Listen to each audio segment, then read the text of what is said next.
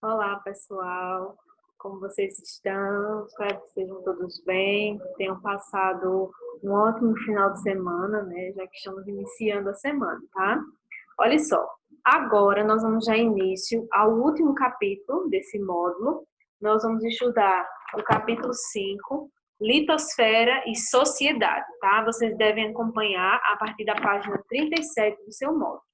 Olha só, inicialmente, nós vamos discutir um pouquinho sobre algumas características da litosfera e depois vamos estudar o primeiro tópico, que é os diferentes tipos de solos, tá? Acompanhe, por favor, aí já na página 38. Se inicia, de fato, na página 38. Bom, a litosfera é o local onde se dá toda a atividade humana, tá? Tudo que nós exercemos de atividades, a nossa vida, né, da sociedade dos seres humanos, ela se dá na litosfera, tá? E é nela também que nós encontramos os recursos naturais que são super importantes para a nossa sobrevivência, tá?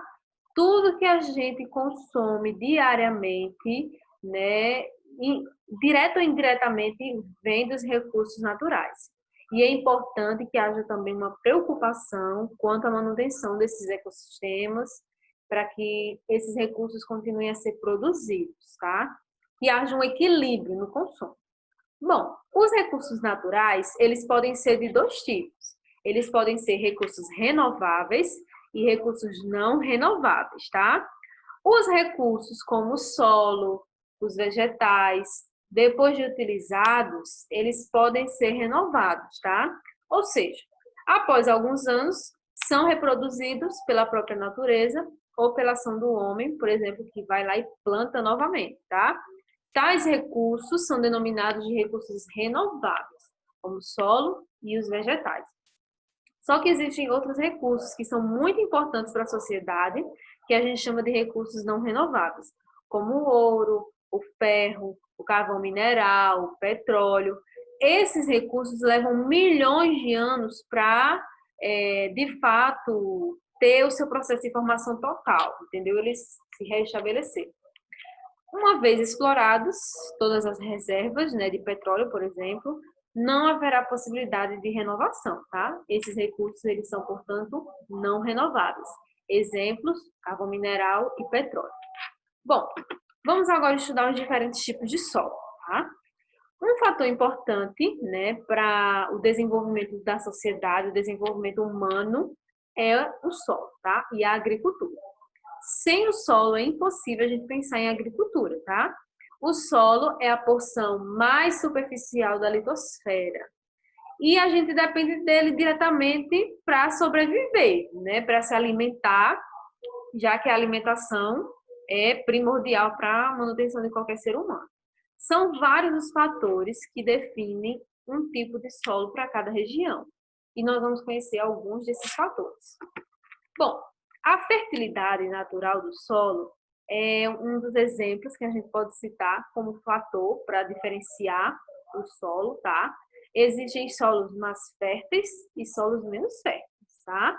E quem tem um solo fértil já sai na frente na produção. Por quê? Porque não vai precisar gastar tanto com insumos agrícolas para potencializar a produção, porque o seu solo já é fértil. E isso faz com que haja um barateamento dos custos na produção. Os solos, com relação à fertilidade, eles se classificam em muito férteis, moderadamente férteis e pouco férteis, tá? Os muito férteis são os melhores tipos de solos para a produção, tá? Um exemplo é aquela terra que a gente, essa da imagem, que é aquela terra mais escura, né? É muito comum aqui na nossa região. Tem os moderados, né, que são mais ou menos férteis, né, estão ali no meio termo, e tem aqueles que são um pouco férteis, que precisam de insumos para, de fato, conseguirem produzir. Origem e formação dos solos.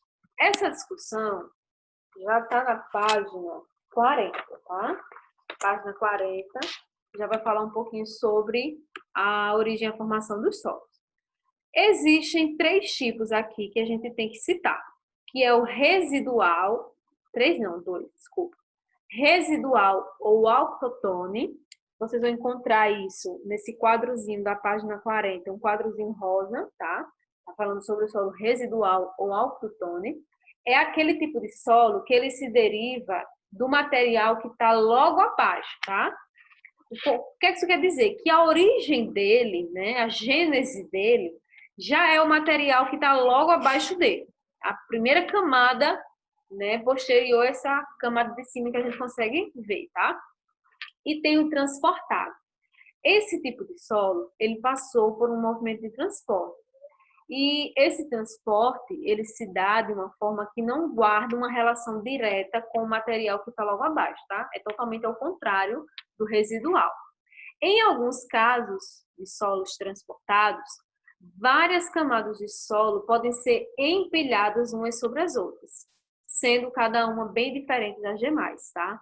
Então, esse tipo de solo, ele é chamado de transportado justamente porque é um movimento de transporte dos materiais e a origem básica dele não é a camada logo abaixo, tá? Há uma mistura dessas camadas, um empilhamento de várias camadas desse solo. Arenoso e argiloso.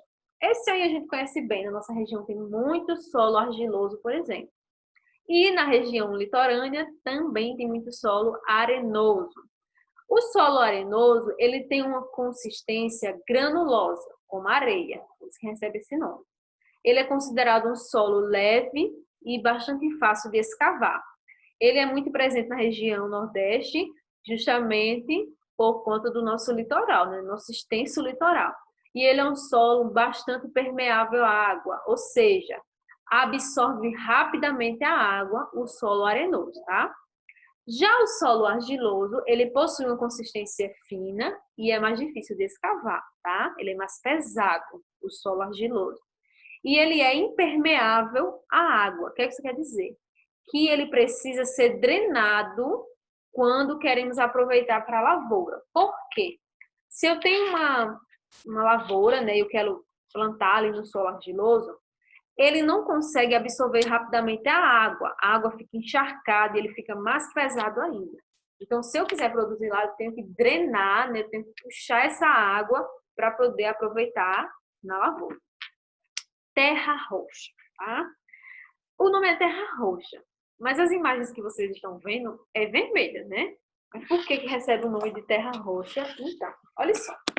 A terra roxa, na verdade, ela não é roxa, ela é vermelha, tá? Ela é muito comum esse solo na região sul e sudeste do Brasil. No início do século XIX, os imigrantes italianos, eles vieram trabalhar aqui no Brasil nas lavouras de café, tá? Em Minas, por exemplo, Rio de Janeiro. E os imigrantes, eles não falavam português, né? Estavam aprendendo ainda.